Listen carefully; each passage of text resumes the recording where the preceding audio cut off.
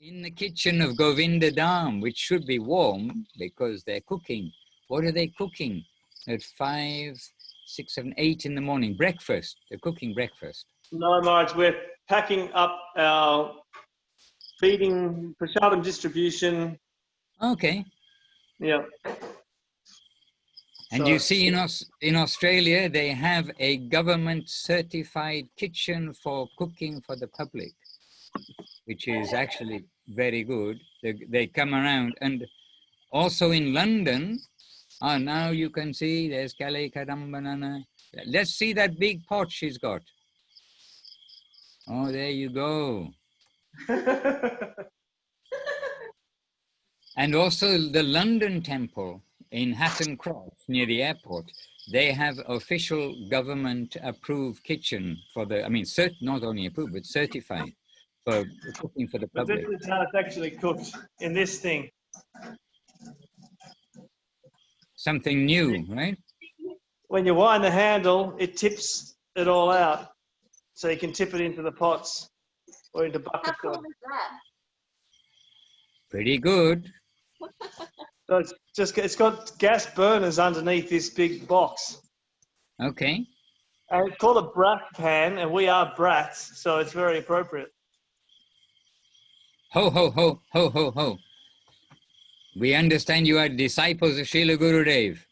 Srila Gurudev, Transcendental Humorist Certificate given by Srila Prabhupada.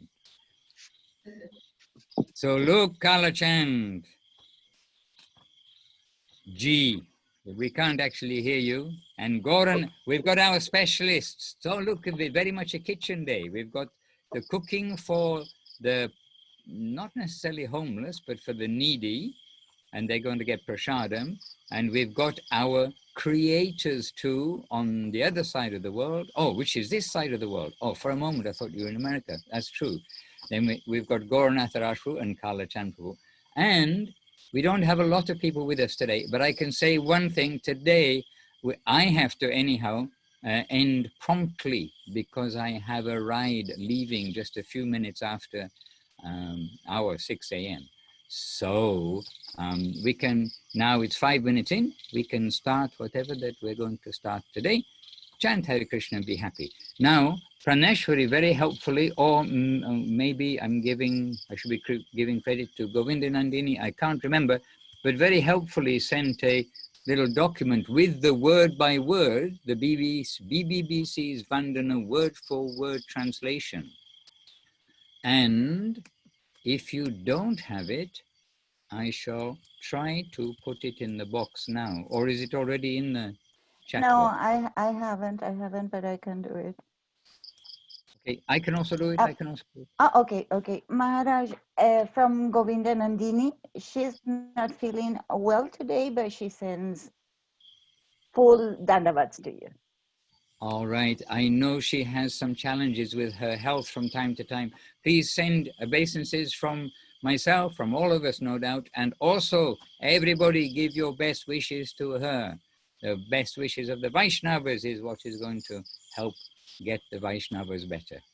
And really, as Gurudev said, everybody has some Vaishnavata. So let us be generous and give to the needy. You are distributing prasadam to the needy, but we must distribute good wish to the needy too.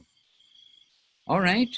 So here we are. I put in the chat box, if you can see it, the mini Vandana, and with the word by word. And for all of us, we know the word by word, don't we? So this is only a reminder.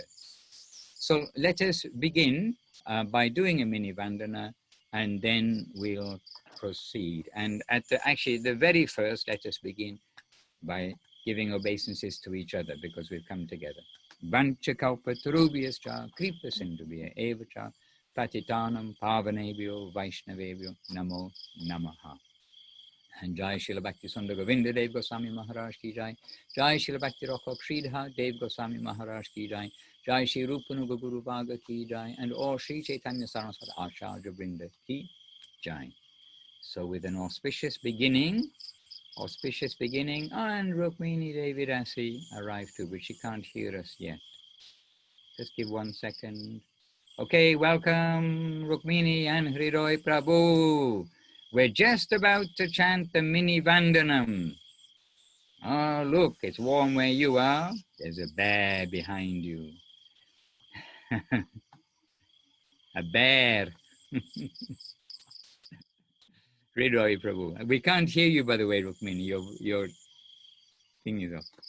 Dandavat, Vaishnava bear. All is good. So just in the chat box is the mini Vandanam with word by word to remind us what we're saying. So without any further ado, let us begin. So together, slowly so that you can be conscious too of what we're saying. So together.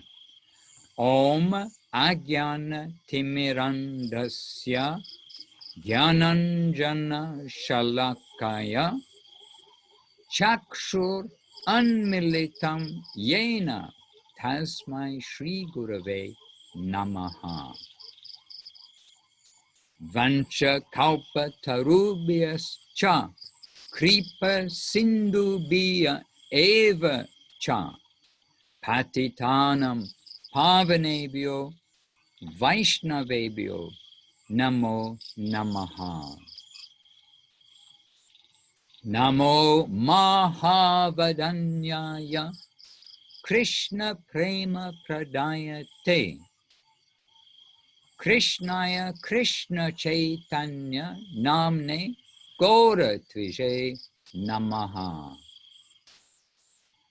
Bhagavat Bhaktita Sarvam Iti Utsrijya Vidher Api Kain Karyang Krishna Padaika Ashrayatvam Sharanagatihi.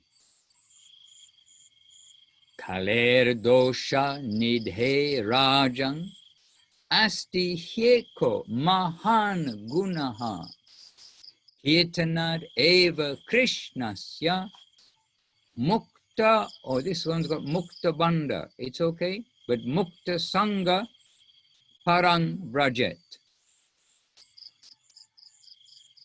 And now Bhagavad Gita Chatur Shloki. Ahang Sarvasya Prabhavo Matta Sarvang Pravartate Iti Matva Bhajante Mam Buddha Bhava Samanvitaha. And these translations, as given in our Gita, little tricky to follow word by word when we're saying the slokas because of the word order. They're actually put in the word order for understanding the sloka. Anyhow, we do our best. So that was the first of the Chatur Shloki. Then the second onwards, second together. Machchita madgata prana bodhayanta parasparam katayantas cha mam nityam tushyanti cha ramanti cha teshang satata yuktanang bhajatang priti purvakam dadami buddhi yogam tang yena mam upayanti te tesham eva nukampartam aham agyana jang tamaha nashayam yatma bhavashto jnana deepena bhashvata. Then, nothing after this, but we'll say the Panchatattva Mahamantra and Hare Krishna Mahamantra. So Panchatattva Mahamantra together. Śrī Kṛṣṇa Chaitanya Prabhu Nityananda Śrī Advaita Gadadhara Śrī Vas Adi Śrī Gaura Bhakta Vrinda. Hare Krishna Hare Krishna, Krishna Krishna, Hare Hare, Hare Rama, Rama Rama, Hare Hare. All right. And welcome to Kat from Australia who just joined us, Catherine. Good morning. Good morning. Good morning, Maharaj. And look, you can see waves from all around the world. And just yesterday in the assembly, we had a group of devotees come here to the farm yesterday. And yesterday in that group of devotees, we are trying to consider how we can get yambas to, well, the farm, but how we can get yambas to I would the love to get devotees them in there. Thailand. We will keep trying our very best to get them internationally over the seas, Thailand. I promise. Okay, well, Huh? they've already tasted them by our descriptions of them. Thank you, Maharaj. All Maharaj, right. we actually need Kat to come to Govinda Farm and make them personally for you. Okay, this is the Even better. solution, Kat. Very good. Okay, okay. Once they lift the ban and we can get on an aeroplane, I'm there. Okay, wonderful to hear. Wonderful to hear. All right. And Vrindarani is Veronica, yes? So just waiting. So welcome to Vrindarani Devidasi too, just joined us. So very good. We've just now recited the Vandanam, which means, our mini Vandanam, which is the auspicious prayers in glorification to the Lord and to the devotees, beginning. So we've got with us Gaur Nararaj Prabhu and Kalachand Prabhu. They're here to answer questions because last week you asked, oh, are they around? We have more questions. So now's your opportunity. Let us begin with questions because it's not all the time we can catch them together, but we've got them on Zoom because actually they're not at the farm right now. They're over an hour away at the near the temple, living in Gaur Nararaj Prabhu's flat by the rice fields in Chiang Mai. You see how sweet is Chiang Mai as a city. It has rice fields. Correct, Gaur Nararaj Prabhu? Yes, Maharaj. All You have to right. click unmute. Oh, we can hear him anyway. You must be sitting side by side. Yeah. Okay, so be careful we don't start getting feedback or something, actually. Well, my microphone's off. Okay, so you keep your microphone off, it's probably safe because we can hear you well. Okay, so who had questions? Praneshwari Devidasi, she's already with a list of questions. Yes, I have a question first for Gaura Nataraj Das. Dhanavad. Last time you mentioned that Chiang Mai is more of a tropical climate, so there are different vegetables available there, but that you have always a few basics and a few staples that you like to have in the temple's kitchen. Can you please tell us more about these basics and basic staples? Yes. Well, our book, Basic Staples, is also what the devotees like here. So we have potatoes, pumpkins, and that's kind of standard. Eggplant usually is here also. And what about our spices?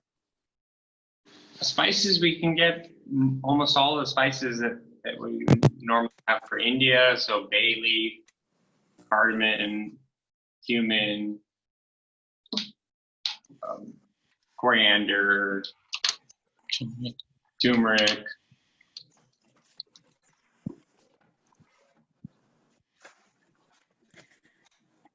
Kalachand, Prabhu, can you add some of the secret spices?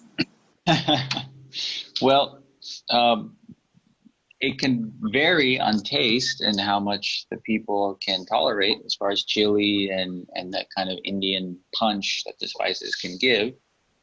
But usually you know, the basics. There's always like a grain, like a rice, a dal, a vegetable, some kind of a fried, whether it's pan-fried potatoes or a chapati or a puri, for most offerings. So we try to keep the basics to some sort of variety of this, some kind of a vegetable dish, some kind of a dal, some kind of a grain. And as far as how much you spice them, it can really vary on the taste and who you're cooking for. Like, for example, me and Gaur, we grew up in SoCal. So for us, these kind of tastes are quite natural, and we find it strange that when they're not spicy and there's not a lot of chili. And here it's not exactly the case. Some of the Russian devotees, you don't have as much of a tolerance for chili. So it varies on who you're cooking for and cooking with.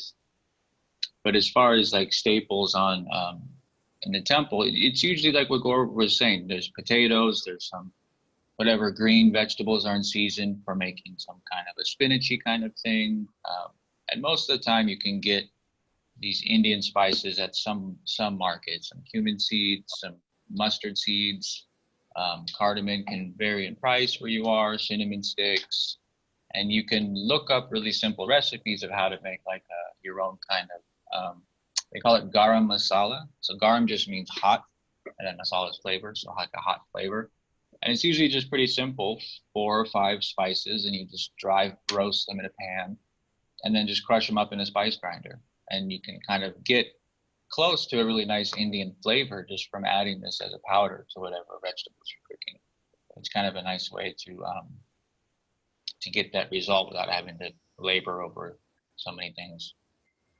Every chef has a different combination for the gram masala. Mm-hmm. Can you suggest 5 spices? So lately here we've been using cumin, cinnamon stick, bay leaf, coriander, fennel, and it depends again. But sometimes I like to put a few dried red chilies in it also. If you look online, like sometimes people will put clove. Sometimes if they're making like a sweeter kind of dish, like a chana masala or something, a lot of chickpeas, and you want it to be a little more sweet tasting. So you can play with it and add a few things, but usually it's kind of those basics: cumin, coriander seeds, bay leaf, sometimes a cinnamon stick, sometimes just a little bit, sometimes a red chili if you want to have a little more chili spice to it. And then you just toast them really slowly in a dry pan, like a non-stick pan, and then just blend it up in a spice grinder. Perfect. And it can last for a long time. You can make a good amount. It'll keep its flavor for like a week, 3 or 4 days if you have a nice jar that seals it properly, and it's not too laborious. Perfect. If someone else has a question, please go ahead. I have several here, but I don't want to take all the time. Lately, for the bigger feast, we'll kind of do separate gram masalas for each different preparation we're doing, and we use majority of what we make. Okay. And you can do the same thing. A good thing is if you have cumin seeds, you can just kind of toast them also and just turn it into a powder. And that's a nice way to add that flavor at the end when you're cooking. If you find it's kind of lacking that kind of Indian taste, or you don't want to just keep putting salt, you can kind of get a nice flavor with just a cumin powder. You don't have to cook it so long like in a chunk, so you can add it towards the end. Perfect.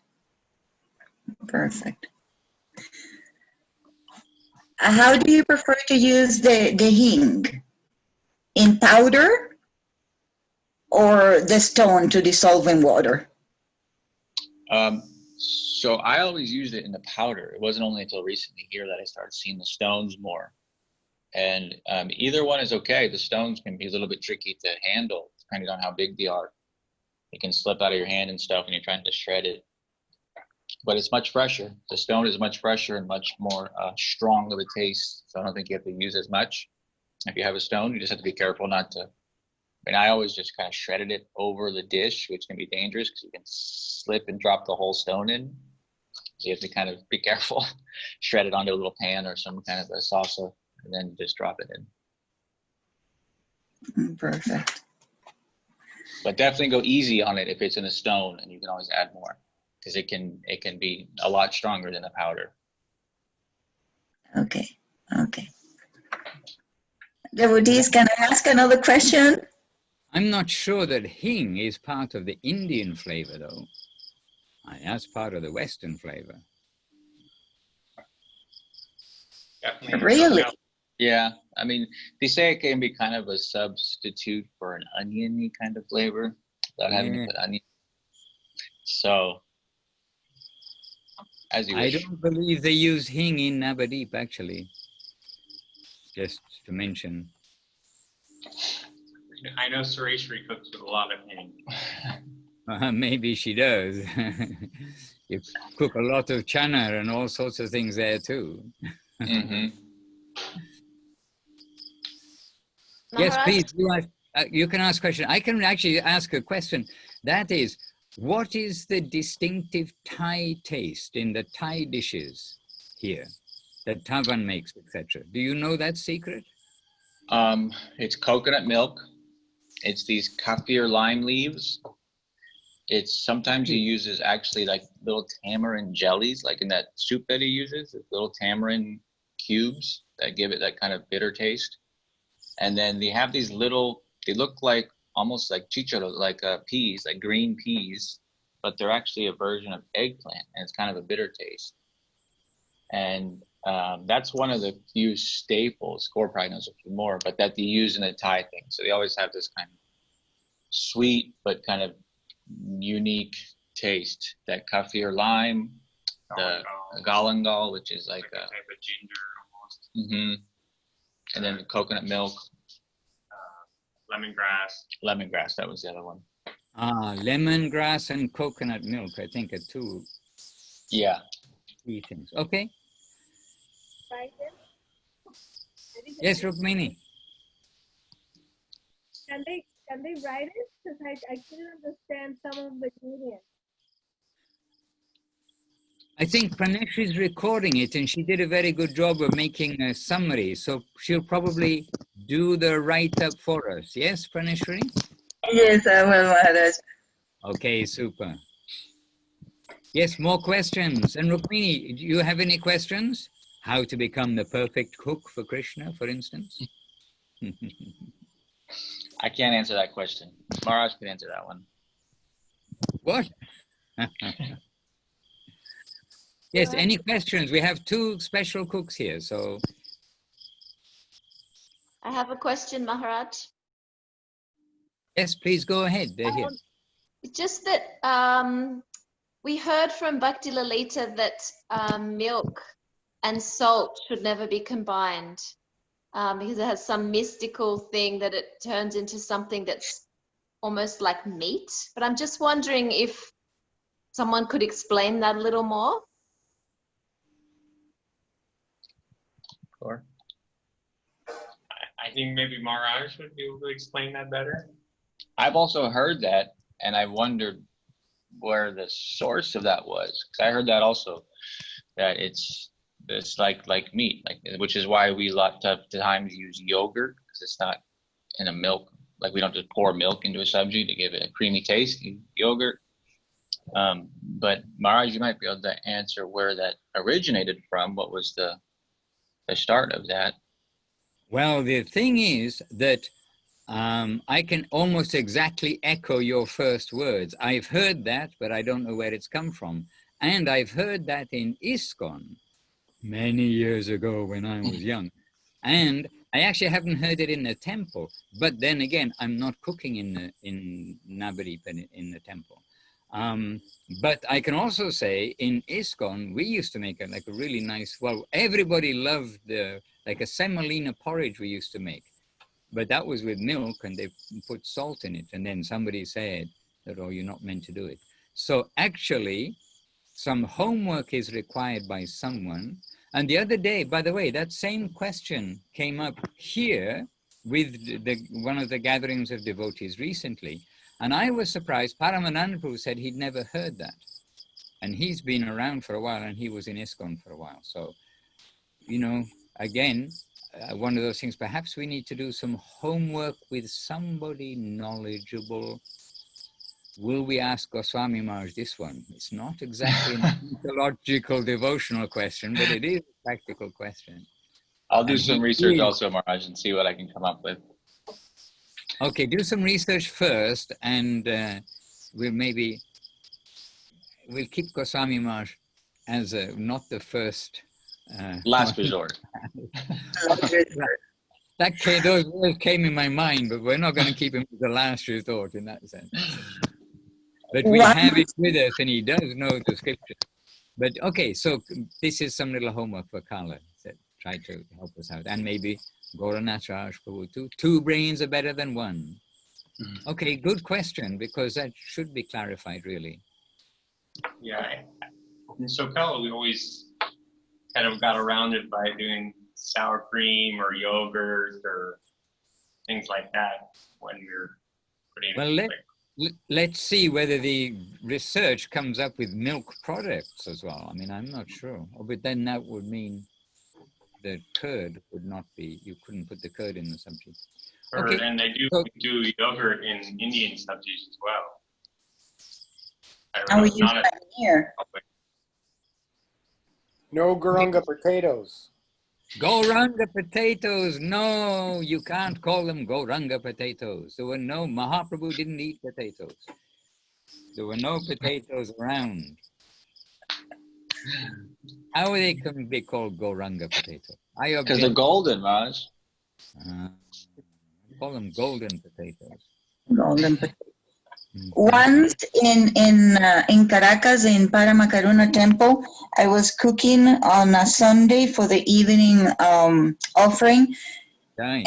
And I didn't ask, but I started cooking a very huge pot of heavy cream that was going to be mixed with some vegetables.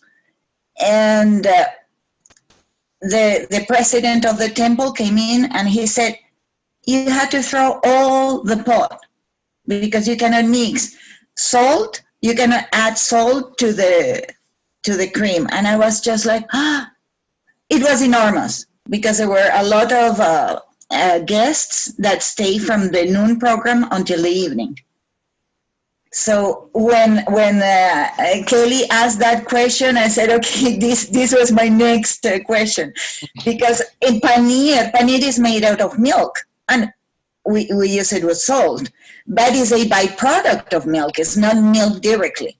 And the cream and the yogurt are byproducts as well.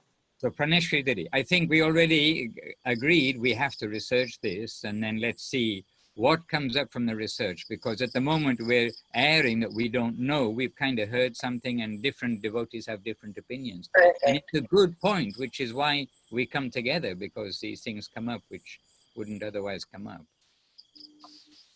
And do other questions come up, like similar or something else?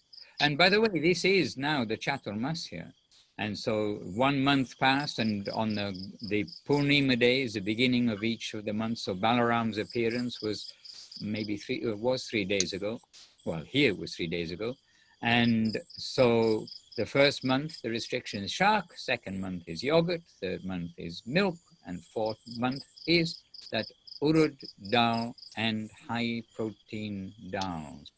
So just a little reminder about that in the cooking department. What about tomato, Maharaj? I thought there was a month in India where they don't take tomato. Did we already pass that? I don't know about a month in India when they don't take tomato or tomato. Where have you heard there's a month where they don't take tomatoes? It's not traditional Indian. So when we went to Vrindavan a few years ago, we were there for Janmashtami and Nandotsav, and I thought that Maheshwari had said something about that they weren't using tomatoes this month because of Chaturmasya. Well, Maheshwari's a Hindu as well as a Vaishnava. That she is. Again, okay. No need to emphasize it. Move on. In all my time in the mat, I've never heard anything about tomatoes being banned. However, we know that on Ekadashi, okay, following Ekadashi in India, then in the mat, Guru Maharaj had a certain standard. However, it's not that Gurudev imposed that standard, as it were, said this is the standard that everybody must follow. Because actually in the mat, they didn't even underground carrots, but carrots are not offered on Ekadashi. And mulla, the mulla, which is like the carrot which isn't red, is not offered on Ekadashi. But red things are not offered on Ekadashi in the temple, just to let you know. So, I mean, I'm only thinking that you're asking about tomatoes, which are actually red. And so there could be something along those lines. But remember, in Jagannath Puri, they don't offer tomatoes or tomatoes ever. They don't offer a lot of things ever because they're not traditional, including the good old potato. Potato. About an ingredient that recently, sorry, it's raining super hard here. Recently, for my whole life before, I used to eat peanuts on Ekadashi.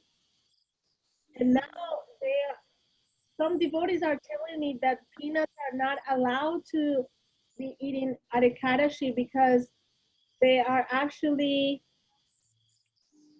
famous. It's like I don't know the name, but it is. I know the name in Spanish. I'm sorry, I don't know the name in English, but they are considered as a grain. And Rukmini, I can answer this one, that certainly peanuts are allowed on Ekadashi. In Navadip, we had peanuts all the time on Ekadashi. That was peanuts, sago, tapioca, green papaya, potatoes, milk. Those were the staple things on Ekadashi.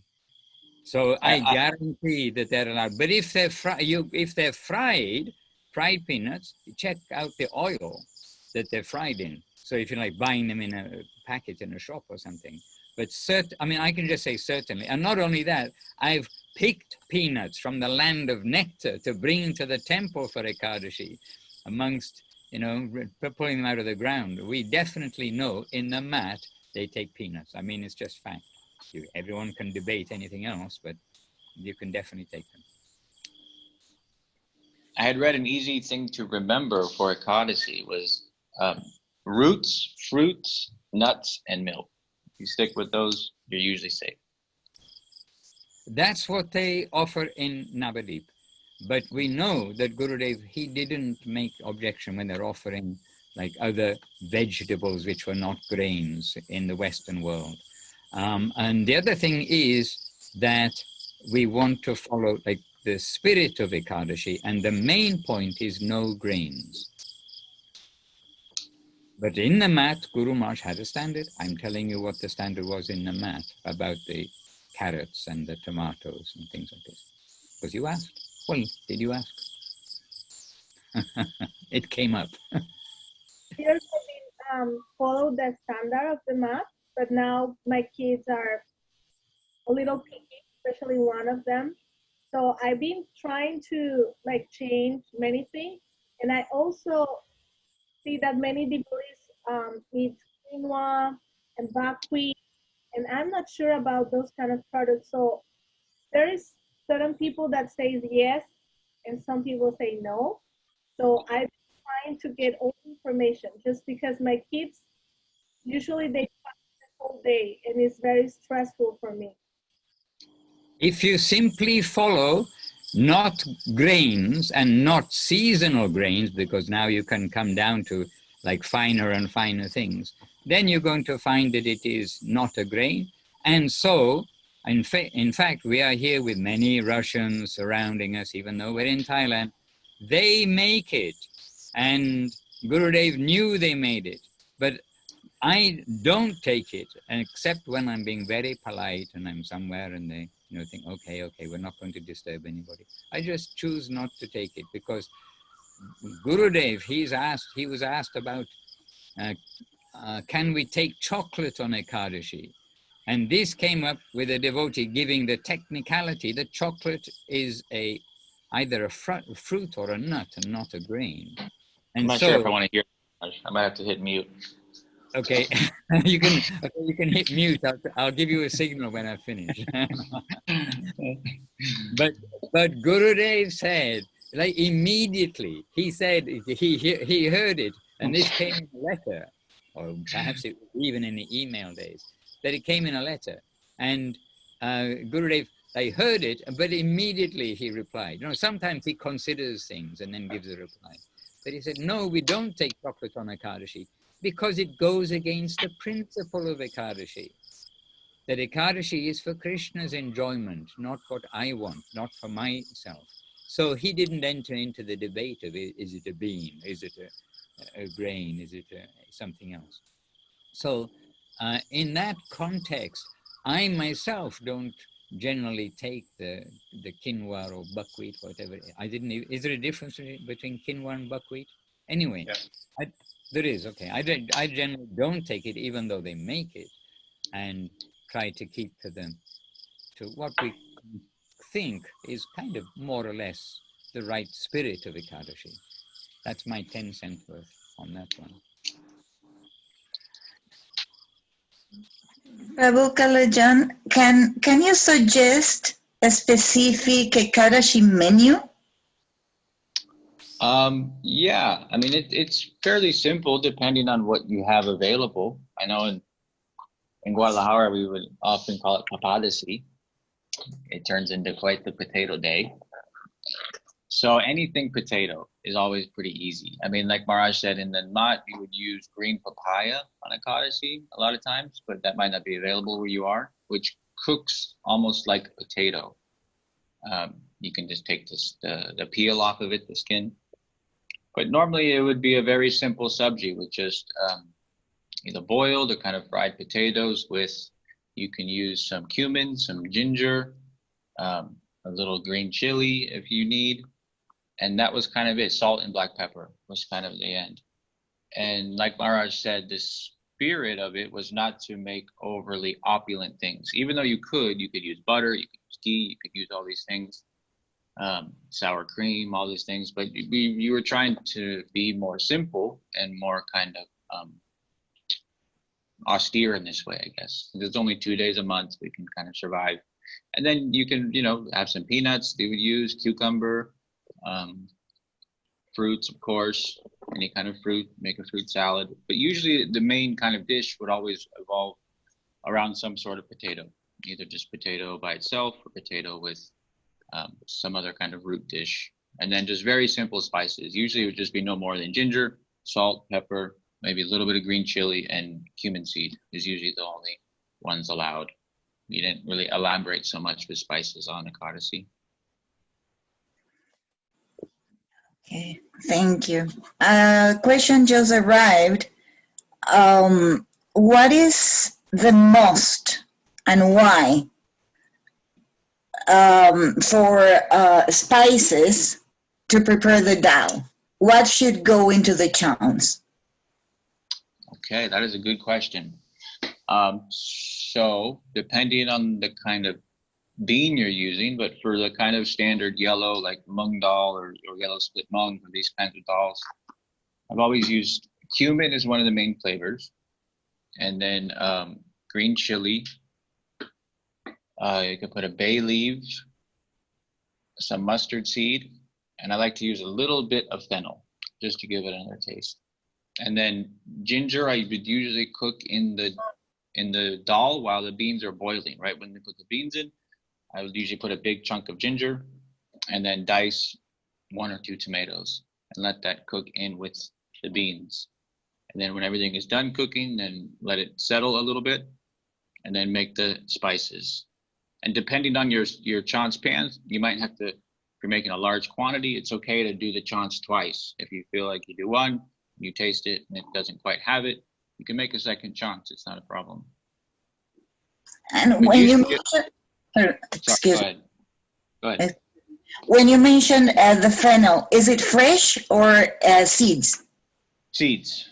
Okay. These are all seeds, and usually I would do all the seeds in the chants once, like the chilies first, a bay leaf first in the oil and let that toast first, and then the cumin and a little bit of fennel, and then the last seed was usually like mustard seed because those can cook very quickly. And if you overcook the mustard seed, it can get a bit really sour, kind of a pungent taste. So you have to be careful not to over pop them. Once they start kind of popping in the oil a bit too much, you have to. And when you finish the chants, you can really just take the whole pan and just dunk it into the dal. You don't have to try to pour the chants out, just scoop it into the dal and let the liquid of the soup pull everything out of the chants pan. I mean, sometimes they would actually even just drop the whole chants pan into the dal really quickly, like take the chants pot and drop it in and close the dal with the lid. So all the steam of all those spices was kind of trapped inside the dal, but that's not always practical. But try to get everything out of the pan really quickly so it all soaks up into the dal. And then you can cut a little bit of cilantro at the end, and fresh cilantro, and put that in, and salt to taste. I know Janard Maharaj likes pretty simple dal. Usually just a little bit of chili, coriander, and cumin, and he does them ground up, and it's just that's the basic flavor, and just really very simple. And I've been cooking for Goswami Maharaj here as well, and usually what I'll do is I'll put ginger and tomato and a little bit of chili and blend that together. And then after the dal started boiling, you kind of skim off any kind of, sometimes it'll get like some bubbly on top. And that's Just even foam. after you, just a little bit of foam. Then you put the tomato, ginger, and chili in there, and you cook that with, I usually put cinnamon stick and bay leaf and let that cook for a long time with it all. And usually I'll put a little bit of ghee or butter, and that helps keep those flavors locked into the dal. And then afterwards I'll just do a very simple chants with just cumin and coriander powder in just a little bit of ghee, just quickly kind of, and maybe if you want it a little bit hotter, you'll throw some chili in there, fresh chili. But this is definitely, I mean, for me at least, dal is always like a staple of the temple food and a prasadam. So definitely try to practice and add some things, remove some things, and you'll get a nice flavor. But like Gaur was saying, if you use the simples, cumin, you can put a little turmeric powder in at the end and give it a nice yellow color. Forgot turmeric. And yeah, turmeric is usually used. And it doesn't have to be overly full of seeds, of spicy seeds, but a nice dal is always a really nice aspect of prasadam. I always love dal. And it's simple. It's really easy to make. You can make a big pot of it. It'll last, if it's at your house, it'll last several days.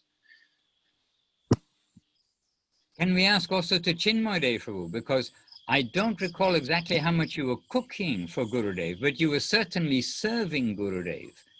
So you saw, like Gurudev, what he liked, what he didn't like, and some of his reactions, good and bad, maybe. But you were serving Gurudev. What tips can you say from the server's point of view? And did you cook for him?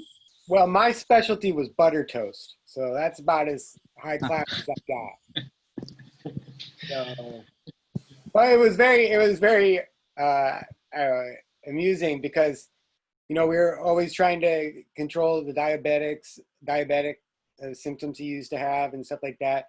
And so when he wanted to take something, we'd go through like a menu list of things that we could make for him. Always on the last of the list would be butter toast, because that was probably like the least good thing he could have. And inevitably, he would always wait until he said butter toast. That was his favorite at that time, butter toast. Also samosas. He really liked the samosas from the shop next door, the restaurant. Oh, don't mention the shop. It's okay, we're with family. No, I didn't do very much cooking. But you tasted the dal. Well, mainly that was my sleeping time. His Oh. time, usually. So I can mention something from Śrī Kṛṣṇa Prabhu, Vaishnava Maharaj. The Śrī Kṛṣṇa Prabhu, he said, I've taken prasadam so many times with Gurudev.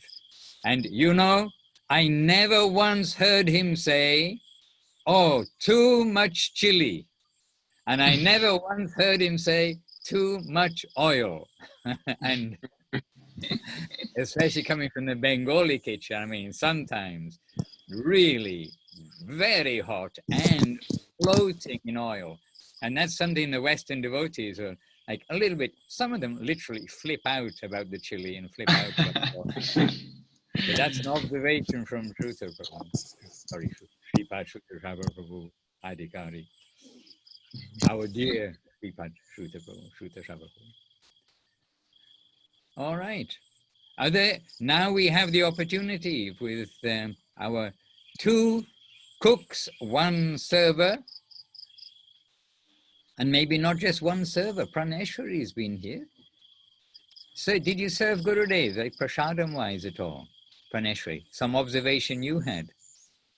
Well, not really, but in Caracas, when he was there for the first time, he was staying in a house that was not at the temple. And I was cooking, and I prepared some potato basil rolls with some chana. And I prayed. I said, I want to offer them to him. And they came out beautiful. And somebody gave me a ride. We went there, and when I opened the door, it was a basket. It was still hot. And when I opened it, they said, you don't have to eat them. You only have to smell them. And I love that. I just loved it. And he had several. But no, I didn't cook directly for him. And what about Rukmini? You may have done, or Hridoy, you served? Because remember, I only saw, Gurudev here, basically. Here, I think I'm in India, but in Navadip and in India. Whereas when he's on the tours, we know that everybody is trying to do something. They are doing something for him, cooking, serving. I didn't have that chance when Gurudev came first to Venezuela and I met him. I was too little. And then the next time, it was so many devotees and everybody wants to cook. And one of the things that the authorities, after some time, they didn't allow only like the best cookers they choose. And I think it was mainly men because, women, sometimes we can cook. So they choose like only few people, and everybody, every time Gurudev was coming, everybody was like so crazy to do any service that was very hard to get anything for Gurudev. Even to be with him like for 10 seconds. That was it was very nice because all devotees were very enthusiastic, but we didn't have the chance to actually serve him like in person. Yeah. But Rida, he is a good cooker. He cooked for 6 years at the temple every day, every single day for the devotees, non-stopping, and Sundays, 7 years, yeah. So Hridoy Prabhu, you've been listening, you've been hearing some things. Please make a contribution of a preparation or some tip that we haven't heard so far today. I don't know, Maharaj. Dal. Dal, something, one rice. We can't hear so well. So every day I make one dal, rice, and sabji, one you know, sometimes you have to cook with, you have some preparation in your mind, but when you go into the walk-in cooler, you Whatever is there. you have to figure out what you say. You have to do one something. That's it. We have cabbage, potato. Okay, we made nice something. I don't know. What's the secret to satisfy the Vaishnavas with their prasadam? What's the secret? If you were cooking for 7 years every day, you must know something. Simple, Nararaj. Not too spice. Not? In the temple, you have to eat every day, and the devotees say, "I'm not Bengali." Yes, you are right. We are not Bengalis. You have to cook soft. At the temple, the devotees like my prasad because I cook it very soft, no so spicy, no. Okay. And he makes the best bharas in the world. He's very humble, but his bharas are the best. I have to say that Praneshwari Devi is an amazing cooker because she cooks like a big feast in a very, very small kitchen with small pots. It is almost like a miracle. And 2 stoves. And Srila Prabhupada had some system where he had, in India, they have these pans that go one on top of the other. You put the dal in the bottom, the rice in the next, or something like that. Do any of you have experience with this sort of cooking?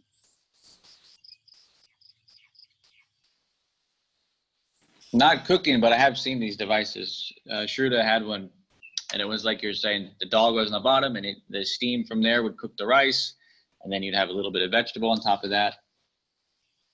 It was very simple, and it worked. I mean, for traveling, they were great. All right. I was too young to cook with it. But also, today is a very special day for us. Today is the mentioned at the appearance beginning, day of I have Srila to go. Bhakti Rantan Madhusudan Maharaj. Today we're going to have a birthday celebration for him here. I know we're a little bit ahead of time for some of you guys there, but we will be sure to offer all your dandavats and to make sure we honor him properly with all your best wishes. So the question always comes up. So what preparations, whenever it's somebody's birthday, they say, oh, so what preparations do they like? What's a special preparation? So what have you been told is a special preparation? For you? I can't tell you, Raj. It's a surprise. We can't give you the whole menu right now. It's a surprise what I like best, right? Yeah. I think it's a surprise to most people, Maharaj. You haven't told anyone. Surprise for me because I'm trying to think like what would I like best because we like everything that comes. Somebody told me ice cream cake. Yeah. Yumba ice cream cake. Yeah. Yumbas, right? Got it. Some good desserts, some nice sweet rice, some good sandesh, I'm sure. Well, you know, somebody told me because, you know, we're happily taking all sorts of different kinds of preparations from different nations and traditions around the world, as well as Bengali. Somebody said, oh, you like everything because in Chinese astrology, whatever it is, you're a goat. And goats eat anything happily. All right, I'm a rat, so I'm not sure what that would say about me, Maharaj.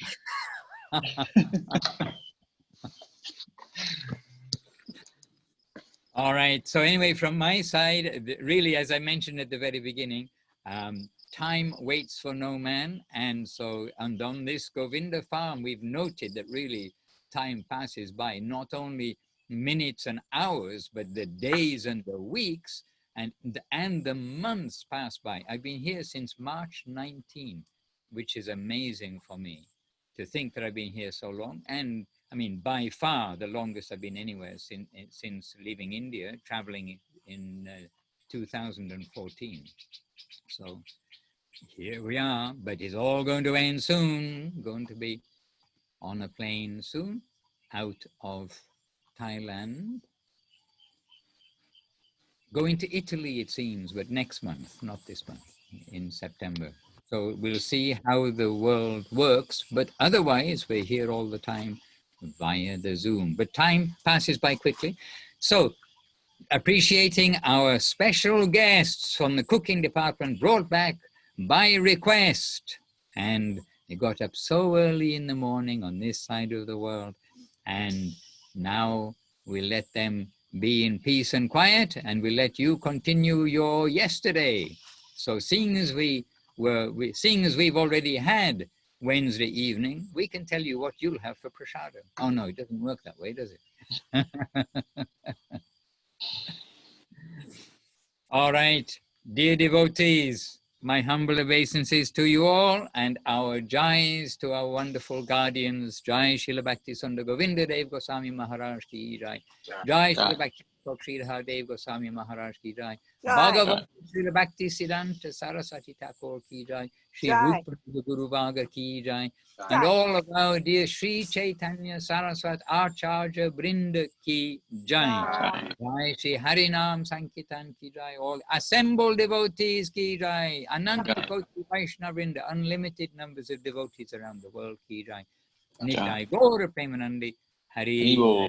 Srila Bhakti Ranjan Madhusudana Maharaj, Abhirbhav Kalpatarubhyascha Kripa Sindhubhya Evacha Patitanam Pavanebhyo Vaishnavebhyo Namo Namaha. Dandavat safe driving. Oh, Divya, there you are. Thank you very much. Yeah, we've got a moment's association with Divya to keep us inspired. Happy birthday, Maharaj. Happy Holy Appearance Day. Give your good wishes. Have a beautiful day. Thank you very much. Gotta go. Bye-bye. Thanks,